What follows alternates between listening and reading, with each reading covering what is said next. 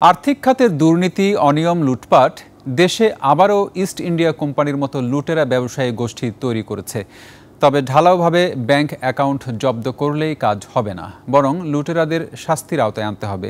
সেই সুযোগ আসতে পারে বাংলাদেশ ব্যাংক অর্ডিন্যান্স 2025-এর মাধ্যমে। মঙ্গলবার পিআরআইয়ের সেমিনারের আলোচনায় এসব পরামর্শ সামনে আনেন বিশ্লেষকরা। সাদাত হাবিব সেতুর রিপোর্ট। মূলধন ঘাটতি, তারল্য সংকট বা দেউলিয়াত্বের মুখে পড়া ব্যাংকগুলোর সংকট সমাধানে ব্যাংক রেজুলেশন ডিপার্টমেন্ট নামের একটি নতুন বিভাগ গঠন করেছে কেন্দ্রীয় ব্যাংক।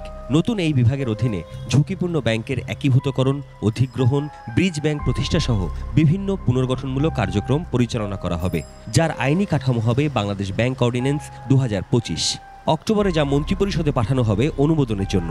বাংলাদেশে আমরা কিছু ইস্ট ইন্ডিয়া কোম্পানি জন্ম দিয়েছি, যে ইস্ট ইন্ডিয়া কোম্পানিগুলো বাংলাদেশের অর্থনীতি এবং অর্থখাতকে কমপ্লিট মেলডাউনের দ্বারপ্রান্তে নিয়ে গিয়েছে। অর্থনৈতিক প্রতিষ্ঠানের স্বাধীনতা এবং দক্ষতা যদি আমরা না রক্ষা করতে পারি, specially an important institution like central bank, বাংলাদেশে আবারও নতুন ইস্ট ইন্ডিয়া কোম্পানি জন্মগ্রহণ করতে পারে।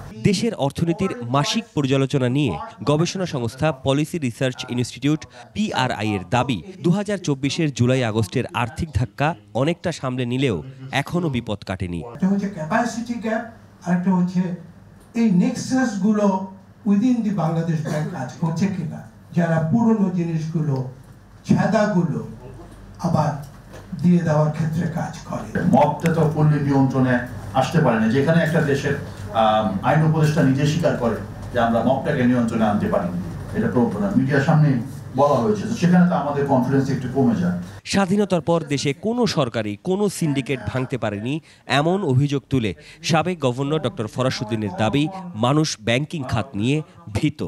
একজন কুলাঙ্গার আছে, সরি ফর দ্য ওয়ার্ড, তার স্ত্রী, পুত্র, কন্যা তারা যদি ইন্ডিপেন্ডেন্ট হয়, তাদের ব্যাংক অ্যাকাউন্ট জব্দ করার কি কারণ আছে? যে ব্যাংক অ্যাকাউন্ট জব্দটা খুব অল্পের মধ্যে সীমিত রাখতে হবে। ওই যে 10-15 জন কুলাঙ্গার বললাম, তাদের রাখতে হবে। এখনও কারখানা এবং ভৌত অবকাঠামোর উন্নয়নে মূলধনী যন্ত্রপাতির আমদানি নেতিবাচক ধারায় রয়েছে এমন তথ্য তুলে ধরে পিআরআই এর বিশ্লেষণ, দেশি বিদেশি বিনিয়োগ থমকে আছে নির্বাচনের অপেক্ষায়। সম্পদ জব্দ করাই এনাফ নয়, জব্দ করে এটা সরকারের খাতায় নিয়ে আসতে হবে। সাদাত হাবিব সেতু, 21 টেলিভিশন, ঢাকা।